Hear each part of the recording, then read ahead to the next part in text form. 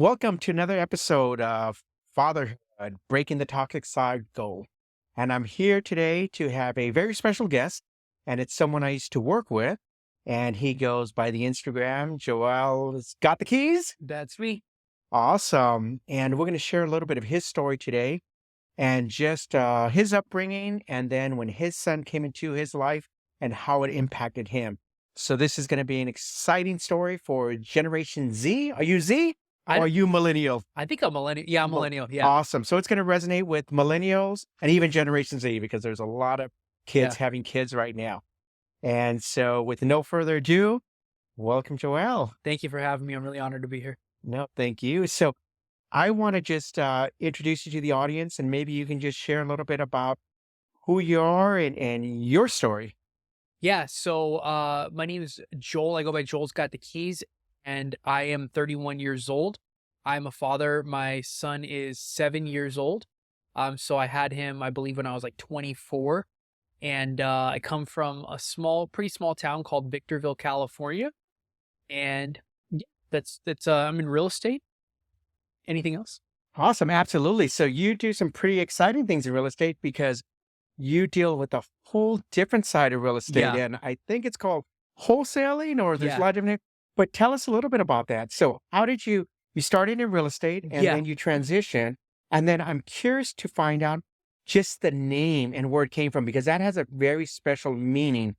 So yes. Yeah, definitely. So, I started out as a real estate agent in 2016. And then it wasn't really till 2019 that I really started getting up and going and starting to make sales and stuff like that. At the end of 2019, I felt really burnt out.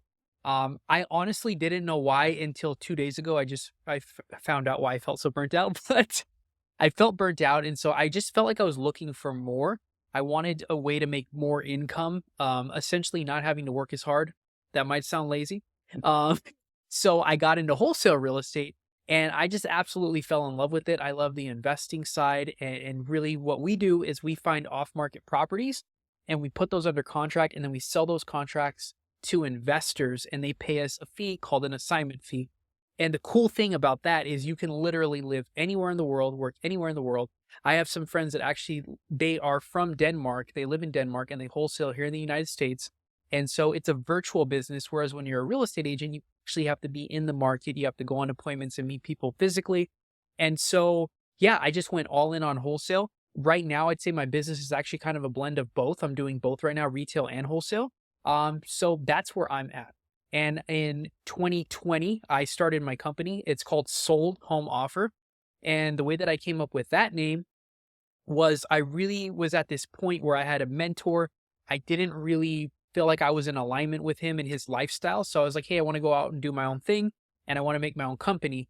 And I don't even remember where it came from, but it was almost like I was just sitting on my couch and it was just like a download. It just came to me. It was like sold. And I was like, that's cool. Okay. So I thought about it and I just kept kind of like meditating on it, contemplating on it, and it just felt right. And I spelt it SOULD because I really wanted to have an approach of where we actually take care of people. And, a lot of the times wholesalers have a very bad reputation. There's like, if you go online, there's like stories of like people taking advantage of like grandma and giving her like a low ball offer. But we really try to take care of our people and offer them the best solution possible, whether that's giving them a cash offer, listing their house, or doing other creative strategies in real estate.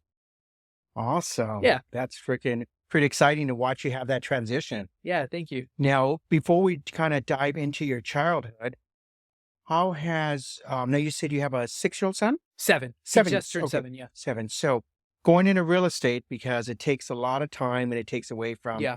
family and children and so forth. How did you balance that? Because you have such a young child, and you're just transitioning into this new industry. Yeah. And how did that look like for you and spending time with your son and the pressures of knowing you're on commission and having to provide? Yeah. So in the beginning, my parents really helped me out a lot. I kind of lived in two places at one time. So I had my own apartment in a city called Claremont. And then, my son's mother lived in Victorville or in Hesperia, it's a city over. And so he would go back and forth with me and his mom, and my parents would really help me out a lot. So I didn't get to spend a lot of time with him. And that was one of the things when I got into wholesale, I was able to spend more time with him. But yeah, my parents really helped me out a lot with that. Wow. So it was nice that you had the support of your parents because a lot of, fathers and even mothers at a young age don't have the support of their parents. So Yeah, that seems like it was probably a pivotal role for you yeah, to be able to help with the raising of your son. yeah. My parents have been like super, super helpful. I don't think I would have been able to do it without them. I've gone through a lot of challenges, like having my son in the beginning was very difficult. So they definitely were able to help me with that. Now, what about, I'm going to go backwards. What about your upbringing? So you grew up in a small town in Victorville, Yes. and which has exploded now, by the way. Yeah, it's So, growing a lot. and tell us a little bit about your upbringing, with your mother and father, and just the type of life that you had. And Yeah, so I grew up in Victorville, California, and I have a mother and father. They're still together till this day, so that's pretty cool. Um, they were extremely supportive. They've always supported everything I've done. So my father, he has a job. He's not like a professional artist, but really he was an artist, and he was an incredible at drawing. Like he could draw like animals wow, and they look real. And so I would just watch my father growing up, and that was so inspirational for me. So at about 4 years old, I started drawing as well. And then I went on and I started like entering like art competitions and stuff like that. And, I'd get like first, second place, whatever. And so my parents were very supportive of me, and they saw that I was a creative person. The other thing too that my parents really did for me that I think was super helpful, I told my dad it was almost like they did an experiment, like A/B testing on me and my mm, sister. So like with me, they wouldn't let me quit anything. Like I played soccer when I was a kid and I hated it. And the only reason why I would go to soccer is because they would give us oranges at the end of the game. wait a minute, wait a minute. Okay, so this is powerful. So your parents would not let you quit anything. So whether it was a sport, whatever it was, once you started, you had to see it all the way through. Yeah, Okay, definitely expand on that because that's powerful right there for other parents that are maybe struggling because their children yeah. start a sport and don't want to finish. So can you expand on that a little bit? Because that's a powerful nugget there. Yeah, so basically the negotiation that we came to when I was like 5 or 6 years old was that okay, if you don't like soccer, we will let you stop playing soccer. You don't have to play soccer, but you're going to finish the season because you made a commitment. Wow. You're going to finish it. So that was the biggest blessing my parents ever gave me, and that was the foundation of me being an entrepreneur. Because I've gone through seasons where I've made a lot of money, and then it's like I had to restart all over again. I had no money, so I've gone through that a few times. And the only reason why I keep going and I'm so focused on making it happen is because my parents never let me quit. So I've even transitioned that into my relationship with my son. We put him in Taekwondo, and there's these phases where he'll do good and he's excited about it. And he's like, "Oh, I love Taekwondo." And then there's others where he wants to quit. I remember one time specifically, he was really doing well and he was advancing. And the instructor saw that he had leadership ability. So he put him in the leadership class. And we went into the bathroom to change him. And it was just me and him. And he started crying. And he's like, "I don't want to do this anymore. I hate it." And like, he just would not go.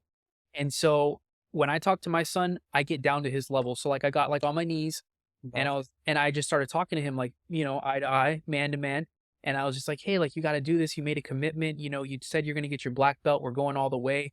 Trust me, one day you're going to thank me because you're able to defend yourself and you're a full comprehensive man.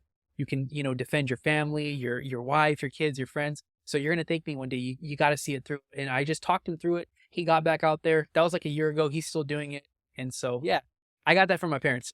That is awesome. Now I have to ask you this question because it really resonates is you chose to get down to his level. Yeah. Tell me about that because it's such a simple concept, but yet we forget to do that as parents because to our children, especially when they're so young, Yeah. we look like giants. Yeah. So how did you know to do that as such a young parent? Well, I think I probably got that from my journey with plant medicine. A lot of my parenting comes from my experiences with plant medicine. We can get into that later. I've just had these visions where it's almost like I'm instructed on what I need to do. So I really understand that I do look like a giant because I remember I thought my dad was like 15 feet tall when I was a kid, so I get down to my son's level because I feel like so many parents, they talk down to their kids and they don't talk, eye to eye. And for me personally, like my son, he's a mirror. So a lot of the things that he does, I can see like, oh, he gets that from me. And so I learn from him. I say like he's my mentor as much as I'm his mentor, and he's my guide as much as I'm his guide. So I look at him as an equal, not as necessarily I'm above him, even though I am instructing him and guiding him. I love that because I remember doing a post not too long ago about as parents, we can learn from our children. Yeah. We're so quick to dismiss them. They go to school, they learn what's going on. They learn what's happening in the world, in the nation, global politics, and then they come and they want to share what they've learned. And we're so quick to dismiss them because we look at them as children and that we as parents can't learn from them. So I love that you said that your son is your teacher. Yeah. That's powerful. Thank you. So what I want to do now is since you did open that door to plant medicine, let's talk about plant medicine Yeah. because, I've been on my journey for 3.5 years and it's been life-changing Yeah. for me and my relationships, family, and so forth. So how were you drawn to plant medicine and what happened? Where were you at your life that the calling came for plant medicine? Yeah. So I first heard about plant medicine, I think right after high school. I was in a Buffalo Wild Wings. Me and my friends went to Buffalo Wild Wings, and I think we had wings and beer. And my friend Corey, he started talking about this thing called DMT, and he started telling me about it. And he's like, "Oh, they do this DMT in the jungle," and then we were like, "Would you ever do DMT? Would you ever do ayahuasca?" And I remember my friend, he was like, "Nah, maybe if I was like 40 and having like a midlife crisis or something, like if I'm not happy, I'll probably do ayahuasca." I was like, "Oh," I said, "I'd probably do it. Honestly, that sounds really cool." Fast forward a few years, I met this friend because I make music, and he was kind of like my teacher and my mentor. And we had this opportunity where he actually had some DMT, and I was in a very dark place at that point in my life. I had just started reading Albert Camus, and I really connected with the idea of nihilism. But really, nihilism is a very depressing philosophy. So I started thinking like there's no consequences in life. That I really like there's really no meaning to life. And I grew up Christian. I really started leaning more into atheism, where like I was contemplating atheism. It didn't feel right inside of me though, but I was intellectually becoming atheist, but it didn't intuitively feel right to me. And so I did DMT one night, and it just absolutely changed my life. Because I don't know, I went somewhere, and it was like there was this red tunnel, and I just remember going down the tunnel, and it's like I was in this infinite ocean of love, and it was just pure love. It absolutely changed my life in 8 minutes. Fast forward a few years, kind of going up and down. I got into this relationship with someone, and she was like a very spiritual person, but we ended up breaking up, and it absolutely like devastated me. And I remember at that point in time, she had really opened me up to more like spiritual ideas and concepts. So we had started talking about plant medicine. And I remember telling her one night, like, I don't know, I have this feeling inside of me that like, I'm going to do ayahuasca soon. I don't know why. I don't know how to do it. I don't know where to do it. I just feel like it's going to happen. And then like probably within 6 months, the opportunity presented itself to me. I went to this event, and there was someone there, one of my mentors, and he's like, "Oh, we're actually having a ceremony this weekend." He's like, "Do you want to come?" I was like, yeah, sure."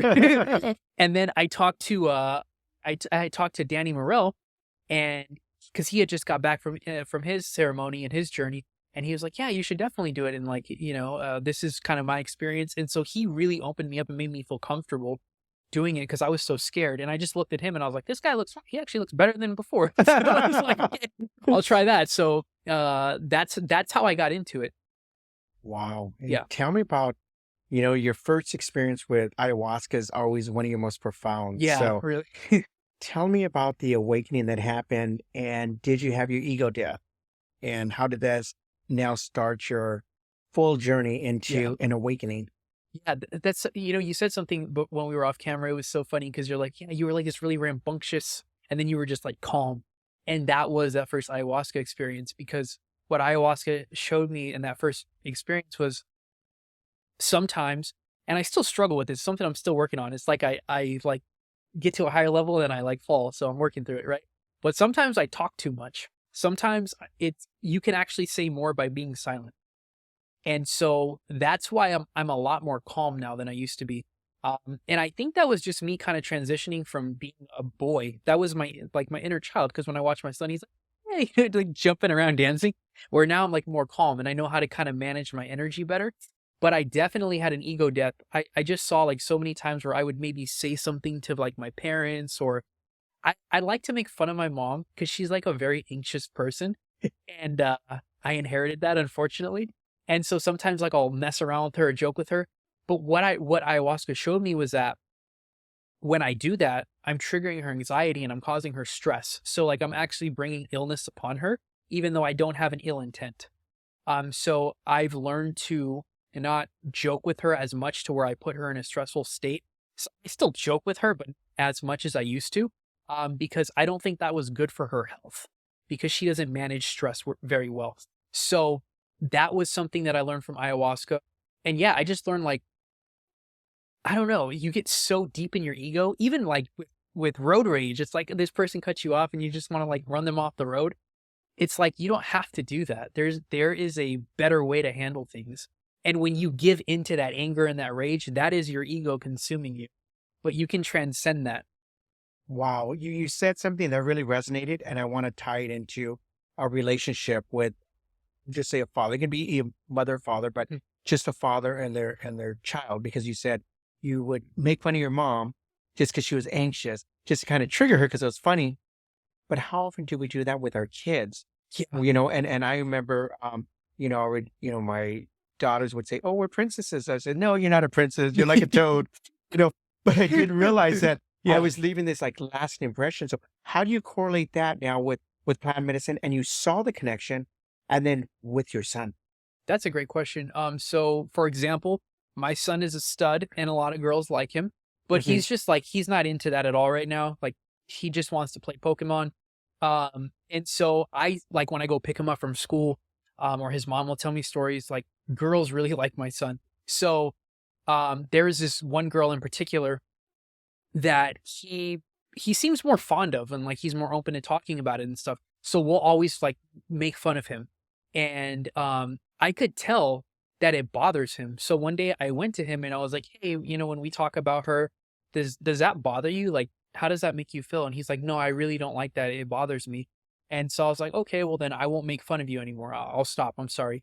And so, I would catch myself every once in a while slipping up, but I've really toned down the amount of making fun of him that I would, because even though it's like, "Hey, it's cool, girls like you," like, he doesn't like that, so I backed off, and then I told his mom too, because like, she would still, like, make fun of him.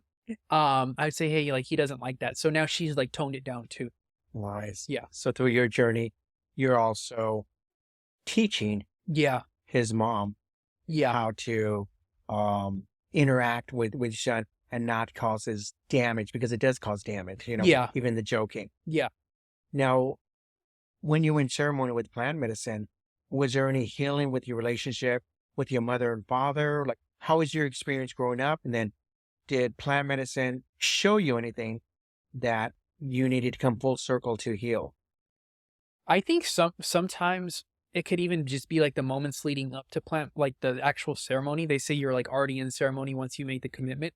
So I had, like, this conversation with the shaman prior to, sitting with the medicine, and this was my last ceremony. This was like, it's over a year ago, and, I just said, I see, like, my parents do certain things that they do, and it really bothers me. I don't like that, and so, like, it makes it hard for me at that point in my life, it made it hard for me to, like, be around them. I wouldn't wanna come around anymore. I just kinda stay in my cave, and so he said, you don't want to judge your parents. He said, if you think that by judging them or by telling them this is how you need to do it or this is how you need to be, if you think that that's going to make them be the version them that you think they need to be. It's not. He said the way that you do that and that you really have change and make change is by being a living example and not by being judgmental. And so for me, again, growing up Christian, I felt like that was very like Christ-like. It was like non-judgmental, just giving them love, being a living example. And he told me a story about him and his father. His father actually was part of a mafia lineage, and he's Italian, and they had done some really bad things throughout their history. And he's like the first one in his family to break that cycle of being in the mafia. And he said, my father was like a raging alcoholic. He had done a lot of criminal activity, and I would find myself judging him as well. And so I had to go through that journey of just not judging him. And he's like, it was amazing. Just the moment I stopped, the one day he just stopped drinking, and he hasn't drank in years. Like, I just stopped trying to impose my will upon him. I don't know where I was going with that. No, no, you're good. Let me ask you a question because you talk about being judgmental and towards your parents. What about with your son? And not only your son, but what about with his mother? Oh yeah. Because what lessons were given, because how we treat, especially when we're not together with their mother, how we treat them does affect our children. So was there a lesson there for how you treated your son? Because I know I judged my daughters in the past, and I was always comparing them to, my friends' kids and so forth. And well, why aren't you doing this? Why aren't you getting better grades? And more damage that I was doing, not realizing I was just trying to get them to step up. Yeah. I think that's something with my son I didn't really struggle with as much in the beginning. It's funny though, because over time, as he gets older, because he's still so young, as he gets older, I find myself, and a lot of the things that I talk about are only happening in my mind. I'm not actually manifesting them out into reality. So like I'll find myself judging him in my head, or I might catch myself slip up every once in a while where like he'll want to show me like some Pokemon card, and I'm like, well, wait, you were doing your homework, like, like do this. And so I catch myself. So I'm really working through that still. It's not something that I've mastered, but I always go back to that conversation that I had with the shaman, and that really guides me with the relationship that I have with my parents and my son. And I think even too, just having this conversation right now, I'm going to definitely have more awareness of that. Wow. Yeah. Now, this question has just been one that's been calling me to ask, other fathers is, do you show emotions in front of your son? And do you cry in front of him? I don't know if I've ever cried in front of my son.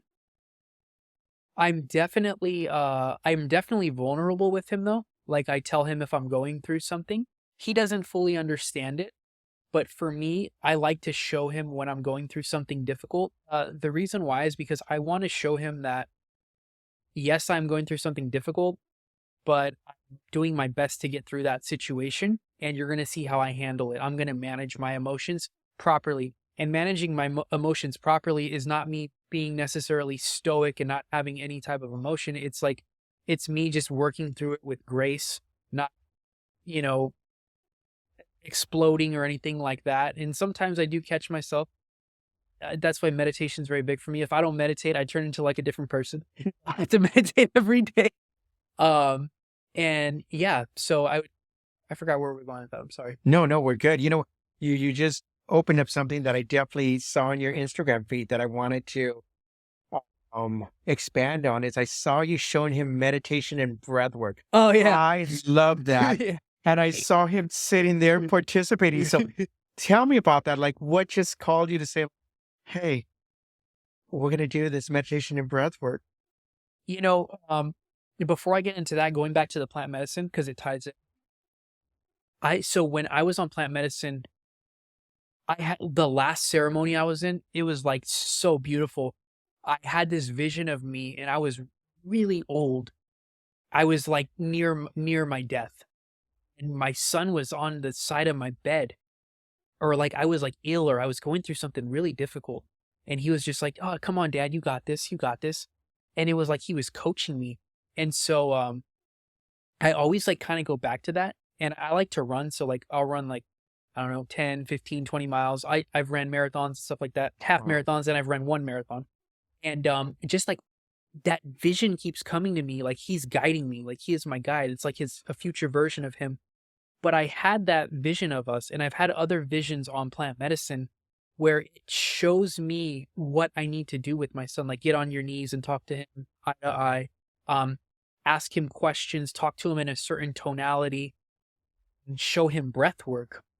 And so when I had that vision, I remember I put it off for so long, like probably like a year, like I'm not gonna meditate with him. I'm not. And then one day I just got called to meditate with him. I said, let's try breath work. So I sat with him, and I remember the first time I sat with him. Oh, I actually did cry. I lied. Okay, so he was like doing the breath work, and I was guiding him.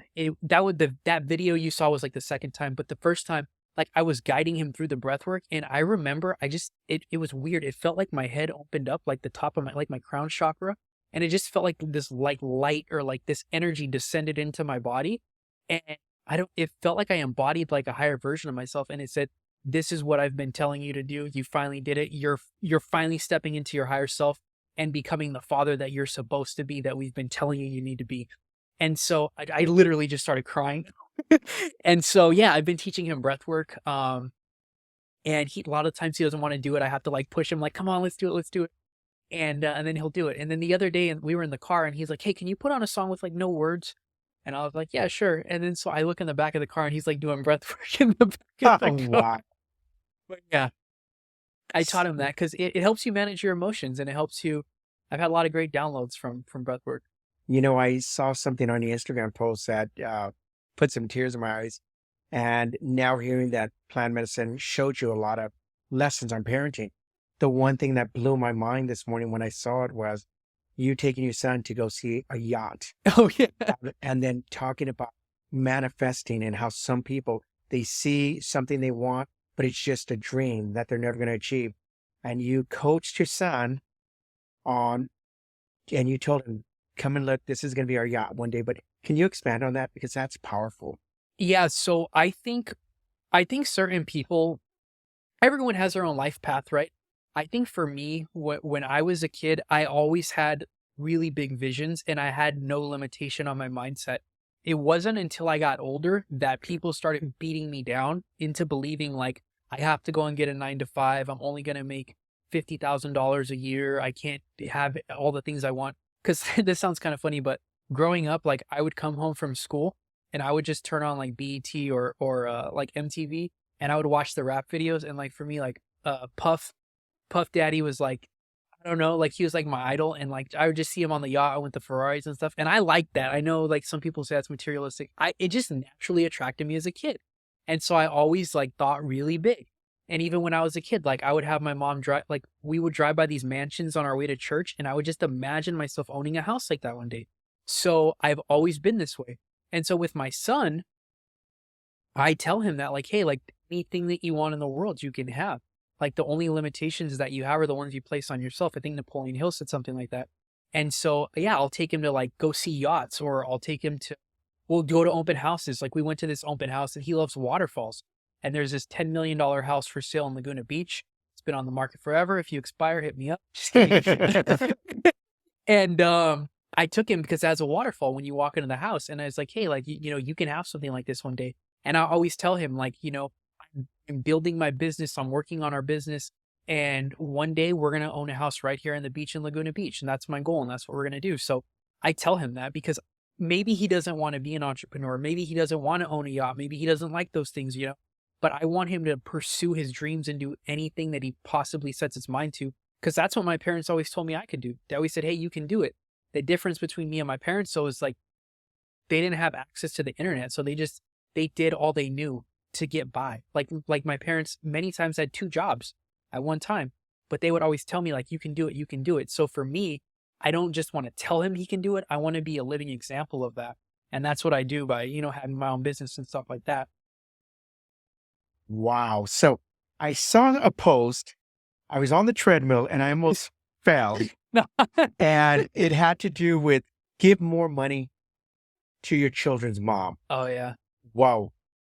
That hit me. Because at first I was like, what? Because, especially when you're not in relationship together, you want to give the minimum or just what's expected by the court.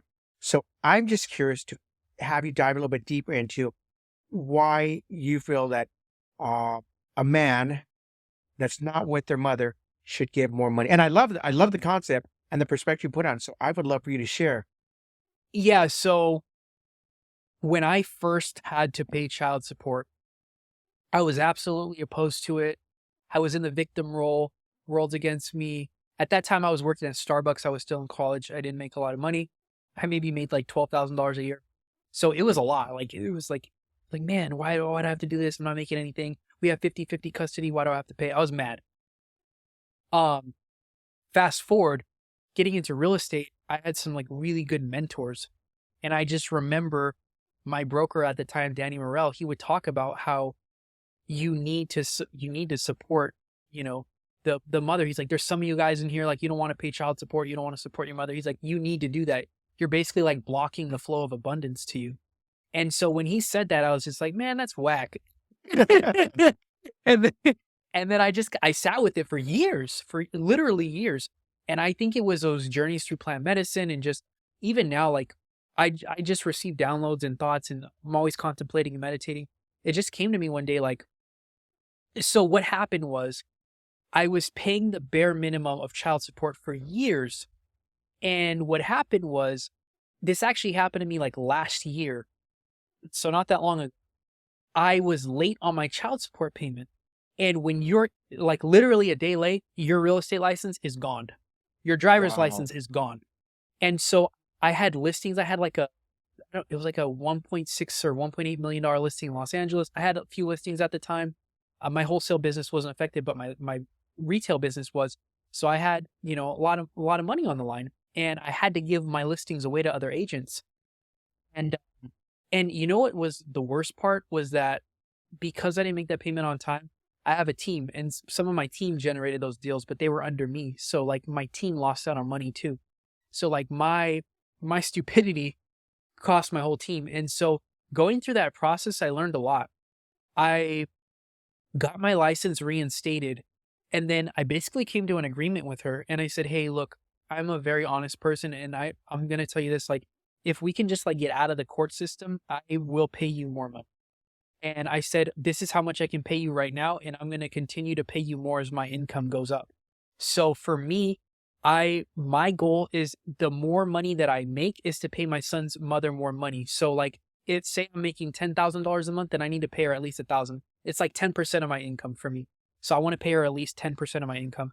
And the reason why that is because I want her to have a good life. I want her to live in a nice place. I want her to feel comfortable. I want her to be relaxed and at ease. I don't want her to have to worry about money because the better mindset that she's in, the better mother that she can be to my son. Because money is like the dumbest thing to stress out about. And so many of our problems are caused by a lack of money. So if I can help with that, she can really like work on herself more and just be a better person herself. And the better person she is, the better environment she can provide for my son. So I think as a man, especially as an entrepreneur, that you don't have a cap on your income. If you are not with your son's mother, you should aim to make more money to give them more money. So your mindset now is that if your son's mother is in a better place mentally, financially, that's going to provide for a better life for your son Yeah. when that's powerful. That's powerful. And I applaud you for that Thank you. because most men don't approach it from that perspective. They approach it from perspective. I'm only going to give you the bare minimum. And a lot of fathers hide their money when they're having it. Yeah. They can order to pay child support, and they, especially in real estate, they'll do deals on their other people's licenses, and they're It's doing anything they crazy. can. It happens, but I love the correlation that as long as your son's mom is in a better place, even though you're not together, it's going to impact your son's well-being. Wow. You know, I also saw something about Christmas. Mm, And years ago when you were struggling and it was Christmas time and you went to buy presents for your son and you go to pay and the card declines. And I resonate with that story because that happened to me also wow. in 2002. So can you share that moment? Yeah, I think that was 2018. I think that year I did like 3 sales, and that was the year that I went to a new brokerage. and they really started teaching me sales skills. So I was like dedicated my life to just learning sales. But I didn't have a lot of money at the time, so I was driving Uber and Lyft. And something happened where I had done my shift and I had pressed the button for them to pay me my money, and there was like a hold on the account or something, so the money wasn't going to be processed for a few days. So I went on Christmas Eve to buy my son presents, and my card was declined, and there was like a line of people behind me, and so I'm there at the front of the line, and I had all these toys. It was like $130 or something in toys, and yeah, she said, "Oh, your card, it didn't go through, it wasn't approved." And I didn't have a credit card. I didn't have anything. So just stepped aside and I called my mother, and she was in like the city over, and I said, "Hey, I was buying, these presents for Christmas, and my card got declined, and honestly, like, it's kind of embarrassing. I don't feel like a man right now, but can you just can you buy them for me for my son?" And she's like, "Yeah, sure." So she drove across town to the next city over, which is Apple Valley. And she went in there and she bought the toys for him. And I remember I went in my car, and I wish I would have kept the video, but I recorded a video of like how I felt in that moment. And I just felt like worthless. I felt like I wasn't a man. I think that was a moment that I'm obsessed with this idea of like being a provider. I think that's also too why I want to give more in child support, because I feel like I need to provide for everyone in my circle. And so I want to make more money to provide opportunities, not just for my family, but even for my friends that like have talent. Like I want to invest in my friends. So yeah, I just felt like I need to be a provider, and I just felt like I wasn't that in that moment. But that moment got me so fired up because it hurt me so bad that the next year I was able to really turn my business around, and I took like 15 listings the next year. So I went from 3 sales to 15 listings, and I think I had like 20 clients that year. I didn't close all of the deals, but it was a huge, massive growth. Um, and it was because of that moment that just really sucked. It was something that needed to happen Yeah. to shift your mindset to now never see yourself in that position again. Yeah. Wow. Let me ask you about your spiritual numbers 111. Tell me about that. And how does that resonate with That for me, I started seeing that number a long time ago, and I didn't really know what it meant. I just started noticing these coincidences, and I would notice it a lot with numbers. And so at that time, I didn't have the community that I have now, and I thought I was crazy. But I'm a very open-minded person, so I was like, okay, there's something here. I'm observing something. I don't know what it is. It seems to have some sort of a meaning. And so I started talking to my friend about it, the one that I did DMT with, and he's like studied every religion. He's a very intelligent person. And so he's like, "Oh, that's a thing called synchronicity." And I said, "Oh, synchronicity, okay." And then he started telling me about like numerology and stuff like that.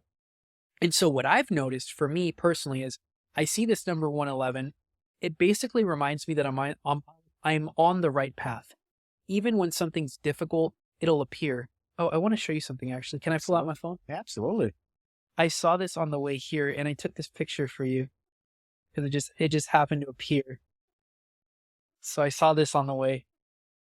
Wow. So License plate with there- the ending 111. yeah, so like what I would notice is when I first got into real estate, I would maybe go to a listing and like the number would be like in the tax record. Or I remember I was on one listing appointment. It was one of the first listings I ever took, and she's like, "Oh yeah, so like we upgraded the house and it has this T111 wood," and I didn't know what that was, but I was like, "There's that number again." It's like I must be doing the right thing. And then some like I took my first $1 million listing off of the 111 highway. And so my grandparents are from Coachella, and it's right off the 111 highway. And I have a very deep spiritual connection to my grandparents, especially my grandfather.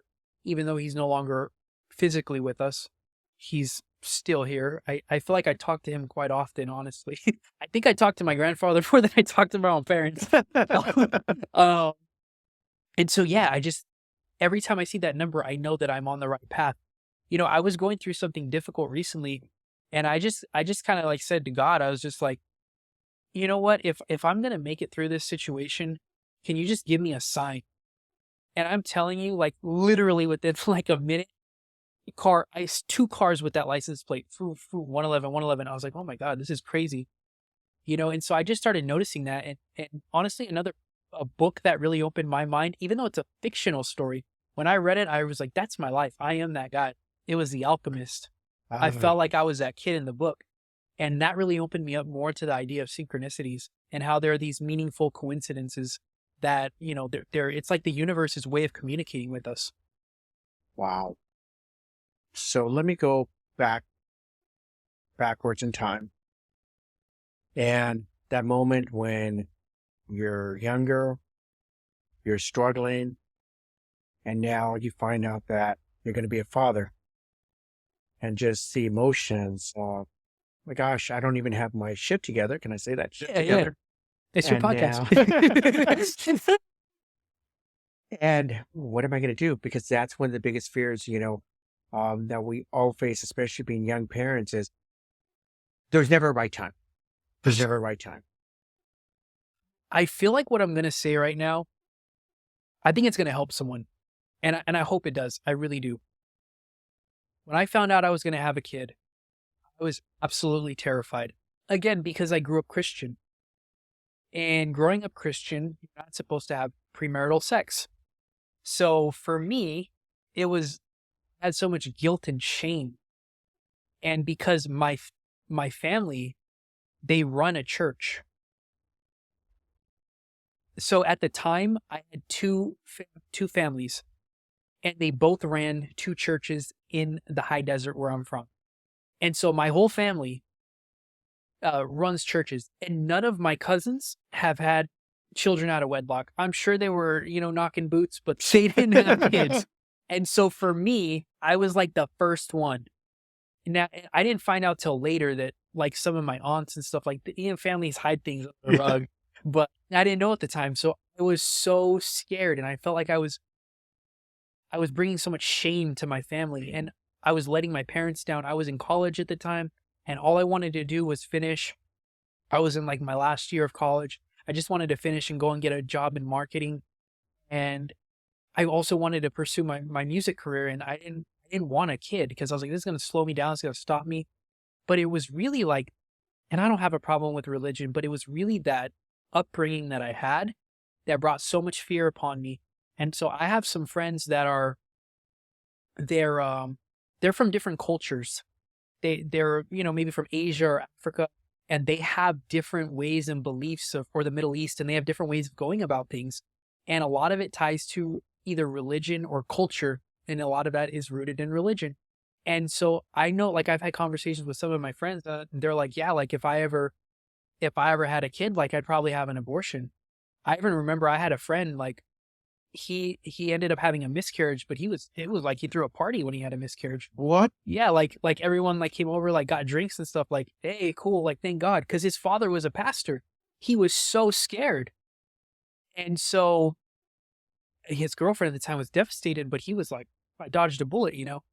But there's so many people, I feel like, especially in those communities, whether it's like from certain parts of the world or certain religions, like they literally would rather have an abortion than have a child because of the guilt and the shame, the way that their parents are going to treat them. Like I've even seen people where their parents kick them out of the house. And so I felt that fear, I felt it heavy. And so for me, like I really was conflicted, and I did not know what to do. And I think like, I don't know, it was like my son's mother that was just like, no, we're doing this. We're having a kid. I don't care what you say. I'm doing this. I don't need you. I'm doing it with or without you. And so like her whole pregnancy, I wasn't even around. I went off and I did my own thing. The first time I went on a plane, I started traveling. I started living life more. And by the end of when she was about to have him, I think it was like on New Year's. Yeah, New Year's. Well, she had him in June, so it was like halfway there. I don't know. I had been drinking with my friends or whatever, and I was like filling the drink, and I was like, hey, I want to be a father. I'm going to be there for him, and all this and that. And she just like, You're drunk texting. yeah, she's like, you're a clown. Like, she didn't tell me that, but I could tell. And so when I actually had my son, I hurt her so bad that, and I hope people don't take this the wrong way, Because so when I posted that video about the child support, she got so much hate message. I don't even know how people found out who she is.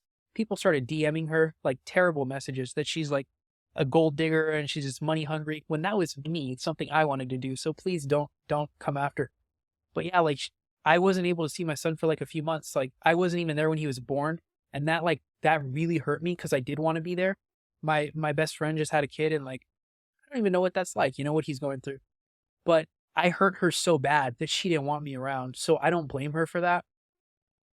But it was like really, it was just difficult. And I'm so glad that, she didn't listen to me. Something else that I want to say real quick is like, so when I was a teenager and I started like going through like puberty, I started feeling like sexual emotions. I used to have these dreams that I would lose my virginity. And I would wake up and I'd be like, oh God, thank God. you know? Because you were born, you were in Yeah, this yeah. I'm like, religious, okay, I'm yeah. still a virgin. Thank God. And so I was the opposite of my friends. They're like, I lost my virginity. I'm like, no, I don't want to. And so, but I would have these dreams. I would be in the desert and I would be walking through the desert and I would have a son. I'm trying not to cry because it was so profound. I would have these dreams and it was like I was seeing the future and I would have a son. I didn't know his name. And I just remember like the sunlight hitting my face. I was walking through the desert. I was just teaching him, guiding him. And I was like, man, like, I don't know why I keep having these dreams. I was only like 15. I had never had sex at the time. I didn't lose my virginity until I was like 20. And so I didn't know why I was having these dreams. And then when I found out I was having him, and it was like that pivotal moment where we really had to decide, like, are we going to have a kid or not? I had a dream like the night before that pivotal moment. And like this angel came to me in a dream and it like took me back to my, sorry, this is like crazy because like I've had visions like this on ayahuasca too. And it's like, it's crazy. But it took me back to those dreams and I was like reliving that dream. And it was like, you're supposed to have this because you were placed here to do something great. And you've always felt that since you were a kid. And unless you have this kid, you're not going to be able to manifest your full potential. You have to do this. As scared as you are.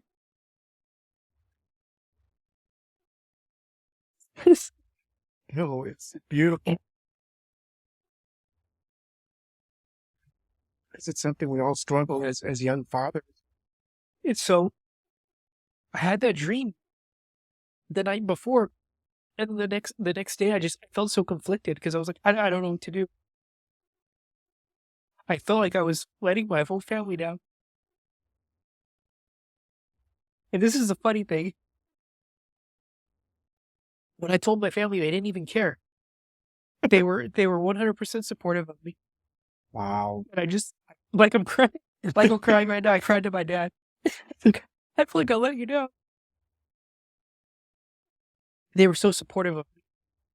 And they've helped both of me and her out so much. And I thank her for her strength. Because if it wasn't for her, I don't know where I would be right. I don't know what my life would look like. I wouldn't have been into real estate. I used to drink a lot. I'd probably just be drinking all the time. So, yeah, man, I don't know, those dreams, it was like prophetic. And I've had so many experiences on ayahuasca too, where it's like, it'll take me back and I'm reliving dreams from my childhood. It's weird, man. I don't understand. It's like you go into different dimensions. But yeah. Wow. The birth of your son now shifted the trajectory of your life forever. And it took the strength of his mother to block you from that experience. Then how did you finally show up? Like, how did she finally bring down that wall when you hurt her so much, emotionally and psychologically, to allow you? Then what did it look like the first time? So the first time I saw him, it was actually really awkward. So the way that this happened was I had to, I was at this point where I had felt that I had hurt her so much that I didn't again, I didn't have money at the time. So I said my parents really helped me out. They actually paid for me to get an attorney, and I had to go to court to get custody of him, or to get partial custody. And so the court granted me limited visitation to see my son. And so the first time, when she got served the papers, she also got an attorney. And so the first time that I ever saw my son was so our attorneys had offices in the same building. Wow. She was walking out of the office. She just met with her attorney, and I was going to meet my attorney. And we walked past each other, and we hadn't talked in like months. And I saw my son, and I don't know, I was like so shocked that I didn't even like realize it was him. I was just like, and I just said, "Oh, hey," and she's like, "Hey," and then we just walked. I went to see my attorney. She went to see hers. And then after that, like that process of like the visitation and stuff, it was really rough in the beginning. Like a lot of arguments. Um, it was just very difficult. How and when it started turning around, I think it was just through like us have exchanging him more. And then, And let me just, just because I want to set the question up because this is powerful right here. How did you start to shift that relationship from negative and toxic, her not wanting to have anything to do with you, not wanting to have to do with the son, and then start the improvement? So sorry, now go ahead. yeah, I think that it was, when was that? When did that happen? 2016. I think so we were just exchanging him back and forth, and I think we were getting more like tolerable of one another. And then we would kind of like go out here and there, and like almost like we were kind of dating again, like off and on again, but we still weren't really in a good place. I think what really changed things for us, and we still sometimes have our qualms and our differences, right? I'm still working through that, but it's improved. It's like a night and day difference. I really think that it was the plant medicine for me.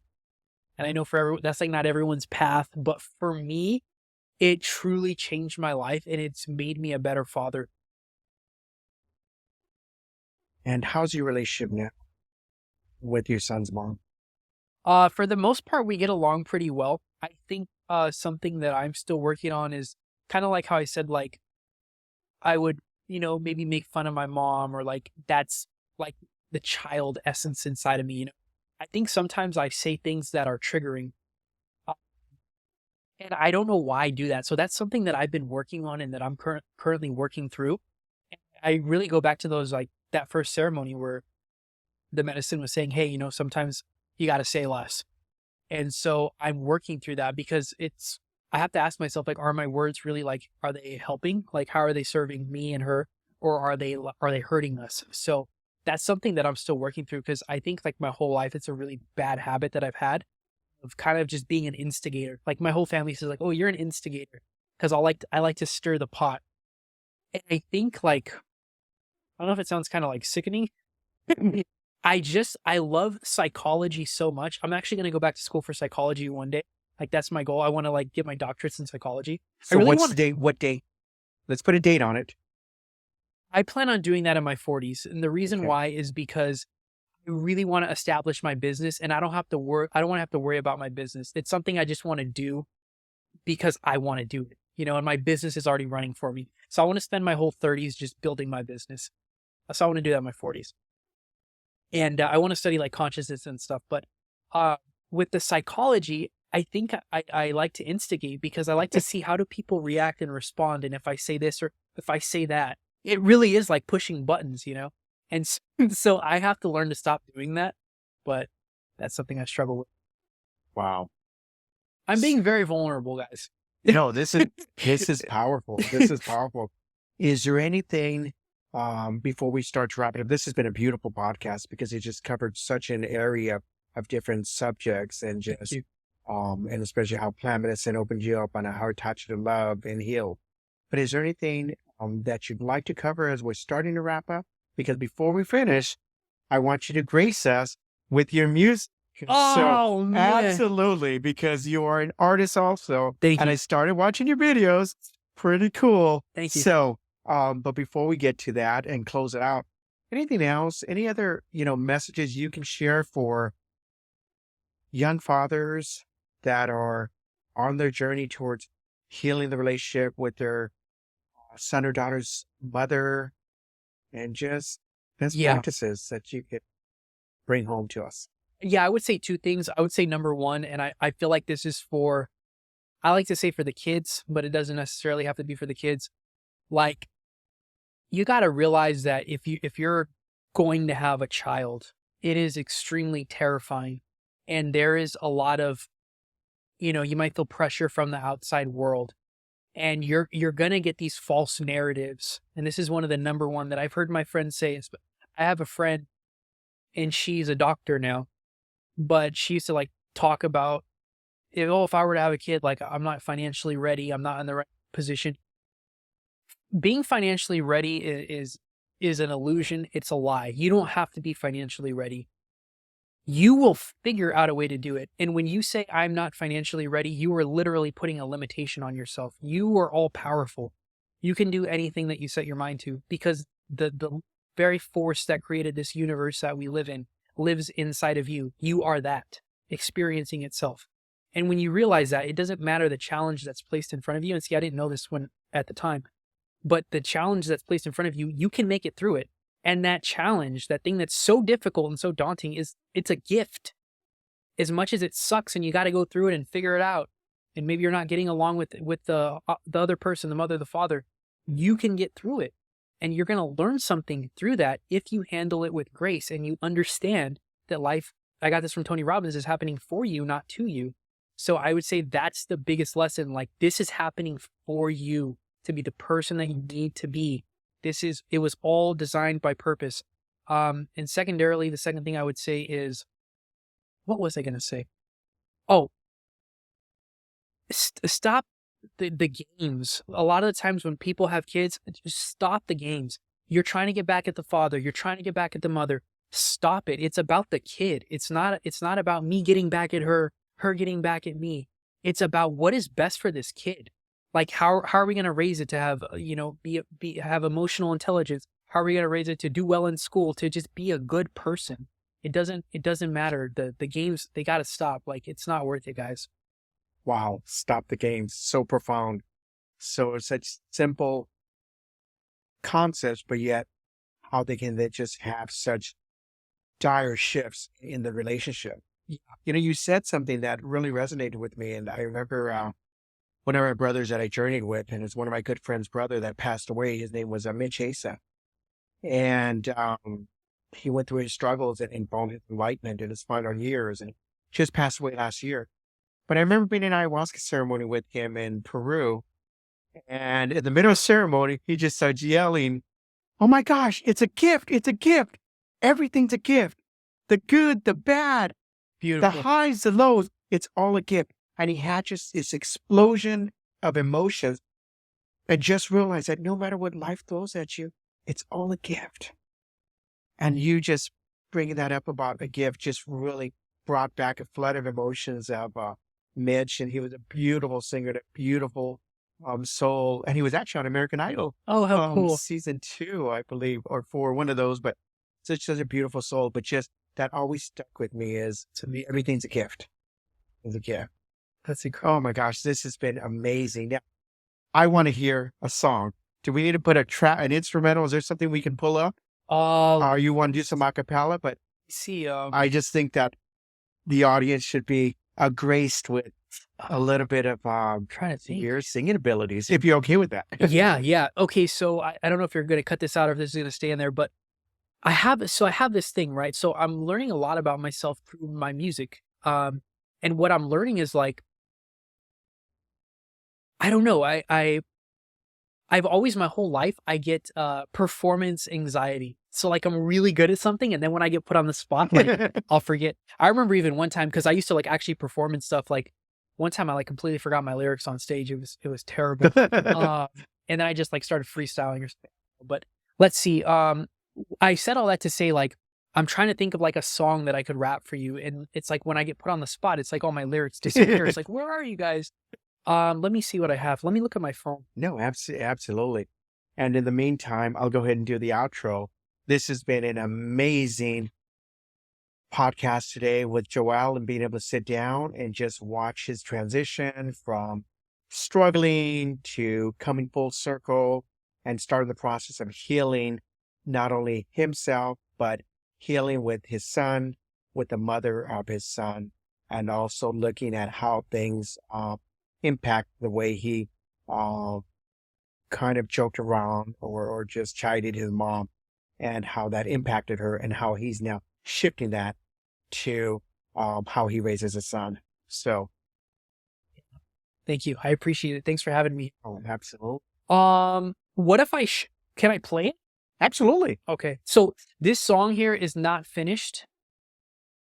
Should I give away the secret? Okay, I'm going to give away the secret. So right now I'm working on an album, and this song is not on my album, but I'm working on an album, and I plan on making music for a long time. Whether I become a big artist or not, I don't care. I just want to make music. What I can say though is, so like throughout my music career, I'm going to drop these songs. It's going to be like it's going to be a song where I just rap the whole way through. There's no hook or nothing, no chorus. And they're going to be called channels, because it's like a channeled a message. So this song here is, I think, just inspired by like what I'm going through right now in my life. And also like, I have some like Pokemon references in there because that's what my son's into. So yeah, it's like, this is what I'm going through right now. So I'm going to play this, and it's actually not that long because I haven't finished it. I'm still writing it. Can you hear it on there?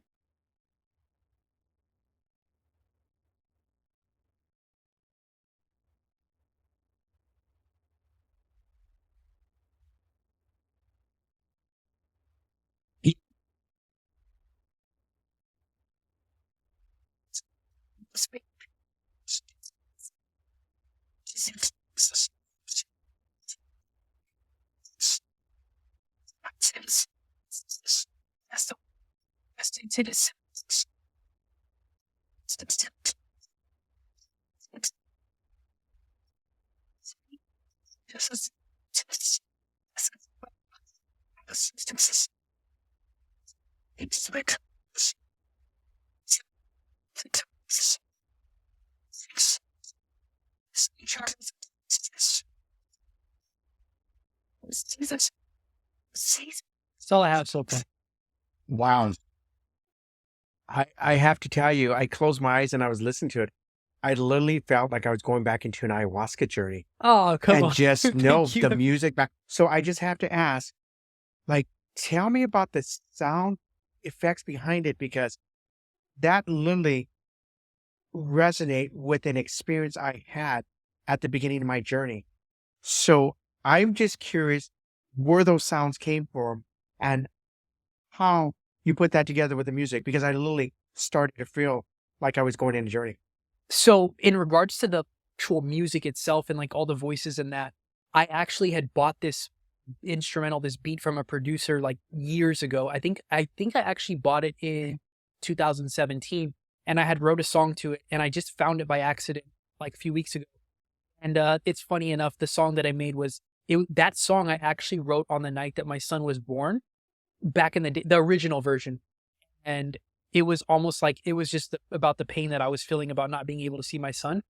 I heard that the other day, and I didn't resonate with the message anymore, because again, I was coming from that victim place, but it's cool because that's how I felt in that moment. But I said, you know what? I love this beat. I've always loved this beat. I've always wanted to do something with it. So let me just start writing to it.